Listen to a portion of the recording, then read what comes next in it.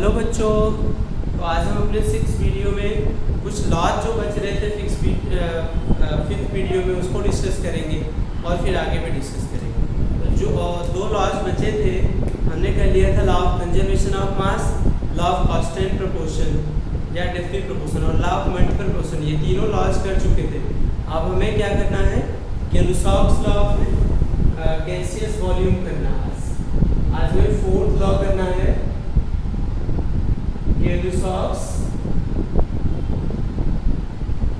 Law of gaseous volume. देखो नाम से क्लियर है, इसको किसने दिया था? केलुसॉफ्स ने दिया था। उन्होंने कहा था कि when gases combine or produce in chemical reaction they show simple whole number ratio by volume। क्या कहा उन्होंने कि जब गैसेस क्या होती हैं, केमिकल रिएक्शन में कंबाइन होती हैं या प्रोड्यूस होती हैं, एक simple whole number ratio represent करते हैं। क्या रिप्रेजेंट करते हैं? एक simple whole number ratio represent करते हैं, ध्यान रखिएगा। तो फिर से स्टेटमेंट मैं बता रहा हूँ, when gases combine are produced in a chemical reaction they show simple whole number ratio by volume. तो कुछ एग्जांपल लेके हम आपको यहाँ पे बताते हैं, जैसे H2 2H2 प्लस O2, ठीक है ना। तो क्या देख रहे हैं? 2H2, ये भी गैस है, ये भी गैस है ना, ये भी गैस है। तो कंबाइन होने वाली गैसेस कौन कौन सी है? हाइड्रोजन है और ऑक्सीजन। इनका रेशियो क्या है? जैसे वन, इसका क्या है? 2 वॉल्यूम है, इसका क्या है? 1 वॉल्यूम, और इसका क्या है? 2 वॉल्यूम। तो कंबाइन होने वाले गैसेस का बीच का जो रेशियो है वो क्या है? 2 रेशियो है ना। या आप किसी इस कंबाइन होने वाले गैसेस और प्रोड्यूस होने वाले गैसेस की इसके रेशियो देखो तो आपको एक सिंपल होल नंबर रेशियो मिलेगा। अगर मैं एक बात मानता हूँ, 1 वॉल्यूम इक्वल टू मान लो 50 ml है, तो 2 वॉल्यूम को मतलब हाइड्रोजन कितना लेना पड़ेगा आपको? 100 ml। ऑक्सीजन कितना लेना पड़ेगा? 50 ml। तो कितना ml बनेगा आपका वाटर? 100 ml वाटर बनेगा। तो इनका रेशियो आप देखेंगे तो क्या होगा? एक सिंपल होल नंबर रेशियो। ये केलुसॉफ्स ने बताया।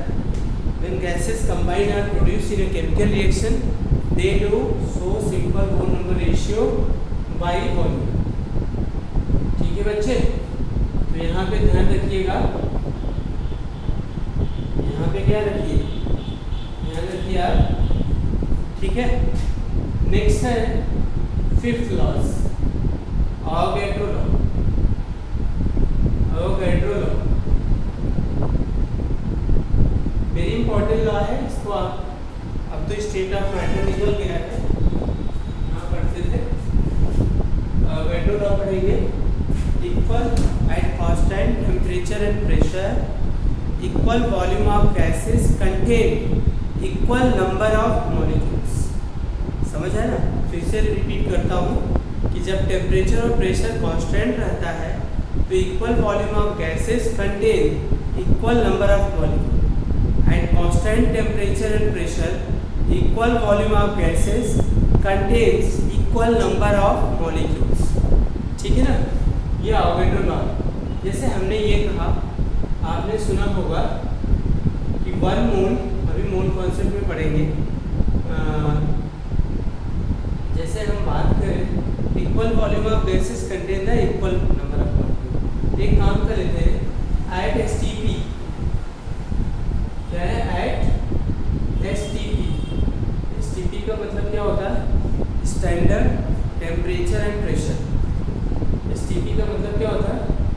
स्टैंडर्ड टेम्परेचर एंड क्या होगा? प्रेशर। तो टेम्परेचर क्या होता है इसमें? STP में टेम्परेचर क्या होता है? 0 डिग्री सेल्सियस, मीन्स क्या होगा? 273 केल्विन। और प्रेशर कितना होता है आपका? प्रेशर होता है आपका 1 बार, ठीक है ना। ये STP होता है। तो एट STP, फिर से बोलता हूँ, यहाँ पे लिख रहा था मैं, एट STP वॉल्यूम ऑफ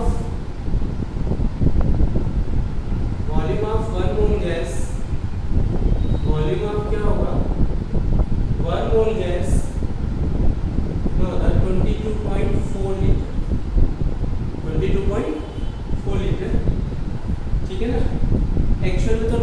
22.7 होता है, लेकिन जनरली ये लिखा जाता है 22.4 लीटर। ये एनटीपी का वॉल्यूम है, ठीक है ना। एनटीपी क्या होता है? Normal temperature and pressure. क्या होता है आपका? नॉर्मल टेम्परेचर एंड प्रेशर, ये आपका एनटीपी होता है, ठीक है ना। ध्यान रखिएगा 22.4 लीटर का volume of 1 mole of gas. अच्छा, 1 मोल में आपने 9th में भी पढ़ा है, 1 mole of any entities equal to किसके होता है? 6.022 इंटू 10 की power 23 entities. Entities means children atoms, molecules, ions. तो जैसे मैं बात करूँ 1 मोल ऑफ मॉलिक्यूल, तो कितने मॉलिक्यूल होंगे? 6.02। अच्छा ये बताइए, अभी मैंने कहा कि एचटीपी पर volume of 1 mole of gas, 1 mole gas कितना होता है? 22.4। इसका मतलब अगर मैं बात करूँ 22.4 litre, 4 litre nitrogen gas N2 gas कितना molecule contain? 22.4 litre N2 gas contain कितना? 6.022 इंटू 10⁻23 N2 गैस मॉलिक्यूल्स, ठीक है ना। ठीक है, क्लियर हुआ? 22.4 लीटर N2 गैस कितना मॉलिक्यूल कंटेन करेगा? इतना। मैंने कहा सेम टेम्परेचर प्रेशर हो, मैं अगर बात करूँ 22.4 लीटर हाइड्रोजन गैस है, वो कितना मॉलिक्यूल कंटेन करेगा? According to Avogadro law, same molecule 6.022 into 10⁻23 H2 gas molecule ना, ठीक है ना। यही बात मैं अगर आपसे बात करूँ यहाँ पे 22.4 लीटर ऑक्सीजन गैस होगा, तो वो कितने मॉलिक्यूल कंटेन करेगा? 6.022 इंटू 10⁻23 O2 गैस मॉलिक्यूल। क्या होगा? O2 gas molecule. ध्यान रखिए इस चीज को, ठीक है। अब इसके बाद बच्चे आपको हम पढ़ाते हैं, ठीक है ना, एटॉमिक मास क्या पढ़ाते हैं? आपको पता है एटम को किसने डिस्कवर किया था? डाल्टन ने ना। तो डाल्टन ने एक डाल्टन एटॉमिक थ्योरी दिया। उस डाल्टन एटॉमिक थ्योरी के अकॉर्डिंग क्या होता है? Atom neither be created nor be destroyed.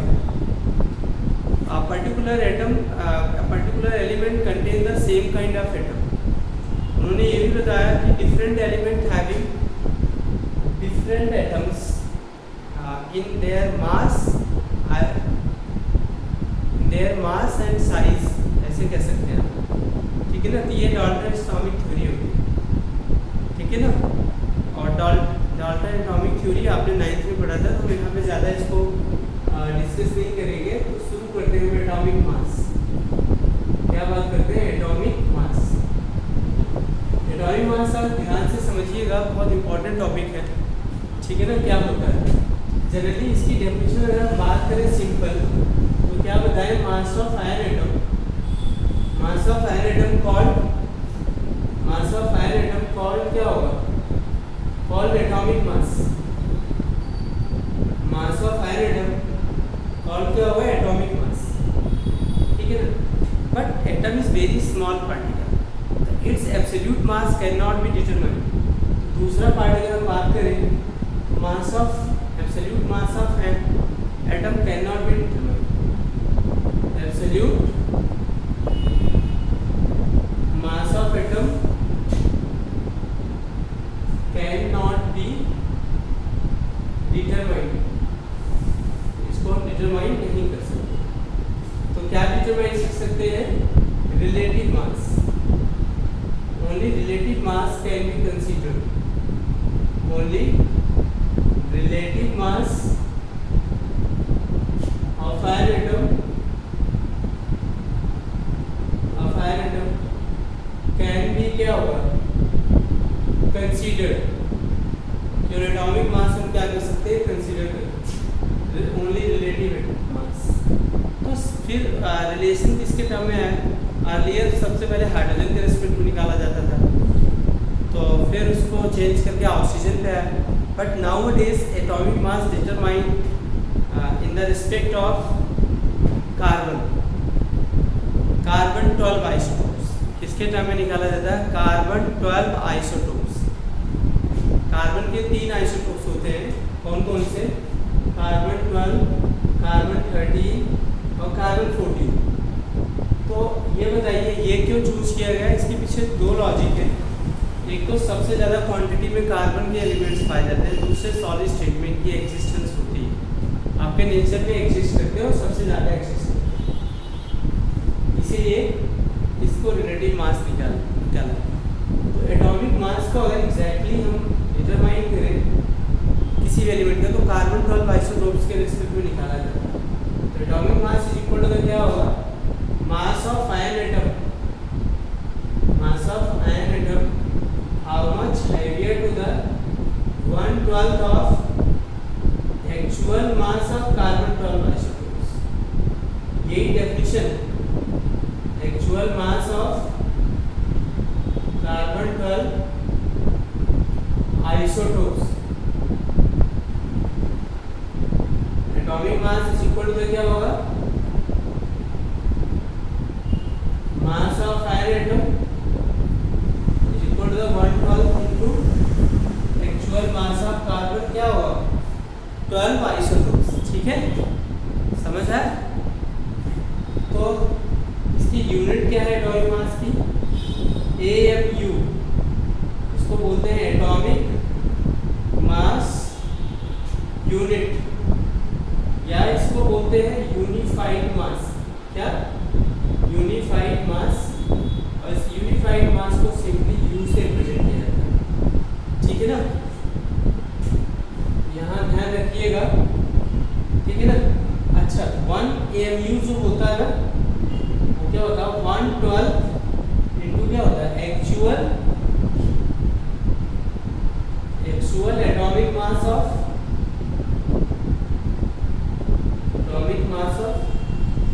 Carbon 12 isotopes. ठीक है ना, 1 AMU। अच्छा, एक्चुअल एटॉमिक मास क्या होता है?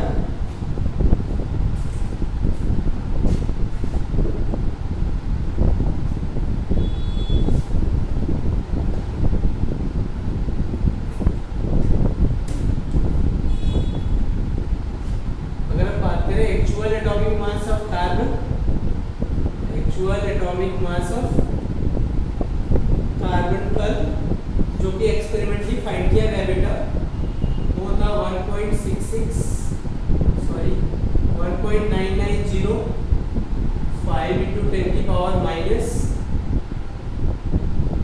10⁻23 ग्राम।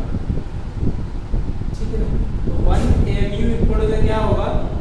अगर हम यहाँ फाइंड भी करें 1/12 × 1.9905 × 10⁻⁻, ठीक है ना, 23, तो ये कितना आ जाएगा बेटा? 1.6605 × 10⁻24 ग्राम। इसका मतलब MU जो है, MU जो है बहुत ही छोटी यूनिट है एटम की। जितने भी एटम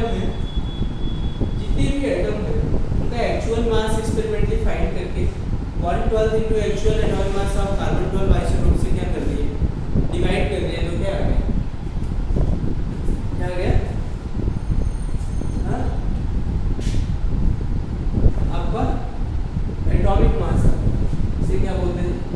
एटॉमिक मास। जैसे एक एग्जांपल मैं दूं आपको इसी फॉर्मूले में रखने के लिए, तो लेट क्या होता है? ये actual mass of hydrogen, actual mass of hydrogen कितना है? 1.99 1.676 × 10⁻24 एक्चुअल मास। तो एटॉमिक मास अगर निकालना हो, एटॉमिक मास का actual mass 1.676 into 10⁻24 divided by क्या होगा 112 into actual mass of carbon 12 isotopes, actual mass of carbon 12 isotopes, ठीक है। यहाँ पे क्या होगा 1.676 into 10⁻24 डिवाइड बाय 1.6605 into 10⁻24। तो सॉल्व कर लिया 1.007 क्यू आ गया, ठीक है। तो हाइड्रोजन का एटॉमिक मास आ गया, हाइड्रोजन ये आ गया एटॉमिक मास ऑफ हाइड्रोजन इतना यू होता है, ओके। ये सॉल्व करने पर आया, तो ये ध्यान रखिएगा कैसे निकाला जाता है। मैंने आपको एग्जांपल दिया है। फिर एक चीज और मैं बात करूं, आपने देखा होगा एवरेज एटॉमिक मास भी यूज किया जाता है। कौन सा टर्म यूज किया जाता है? एवरेज एटॉमिक मास। इसको भी हम आपको बता देते हैं, एवरेज एटॉमिक मास। इसका क्वेश्चन आपके एग्जाम में आता है। Average atomic mass the those element exist in the isotopic form. जैसे कार्बन के 3 आइसोटोप्स होते हैं, क्लोरीन के 2 आइसोटोप्स होते हैं, ठीक है ना। तो those element exist in their isotopic form, their atomic mass considered as average atomic mass. Their atomic mass considered as average atomic mass. यहाँ पे हम बात करें सिग्मा। सिग्मा क्या होता है? Sum molar mass of isotopes, molar mass of isotopes,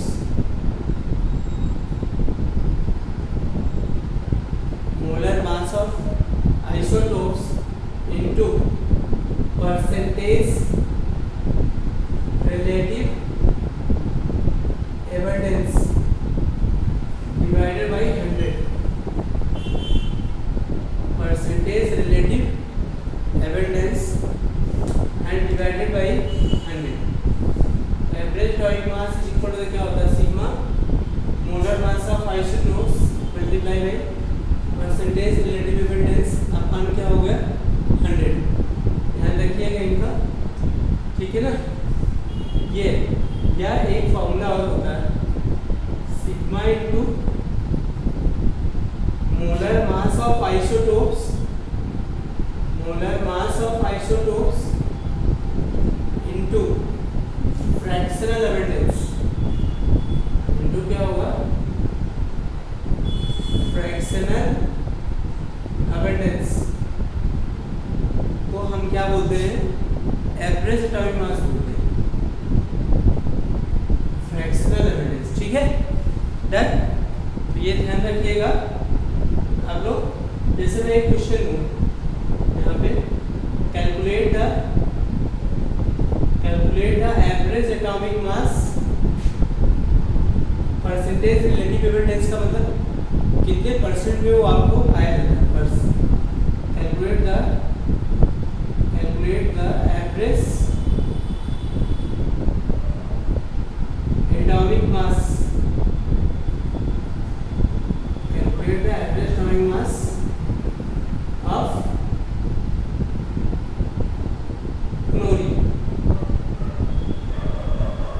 from the following data, data दे रहा हूँ मैं आपको। यहाँ पे दे दिया molar mass of isotopes, serial number बेटा 1 2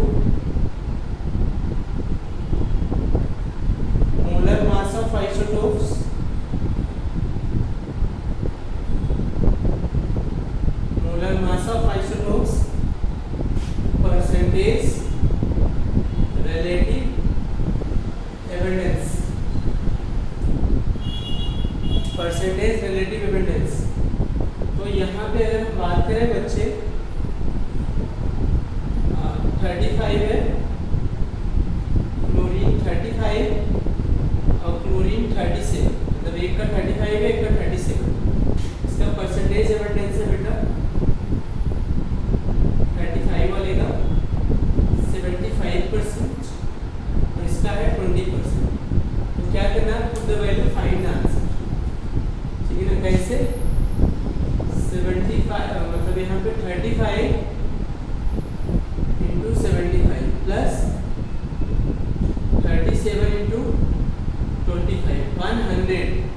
इसको सॉल्व करिए, देखो सम किया ना, molar mass of first isotopes and percentage evidence, फिर molar mass of second isotopes and percentage evidence, तो कितना हो गया 35.5, ठीक है ना। आ गया आपको समझ में। तो एक चीज मैं और आपको बता दूं, थोड़ा सा है ग्राम एटॉमिक मास, क्या, तो एटॉमिक मास का कॉन्सेप्ट आपका पूरा हो जाएगा। देखिए एटॉमिक मास की यूनिट होती है you, gram atomic mass, gram atomic mass क्या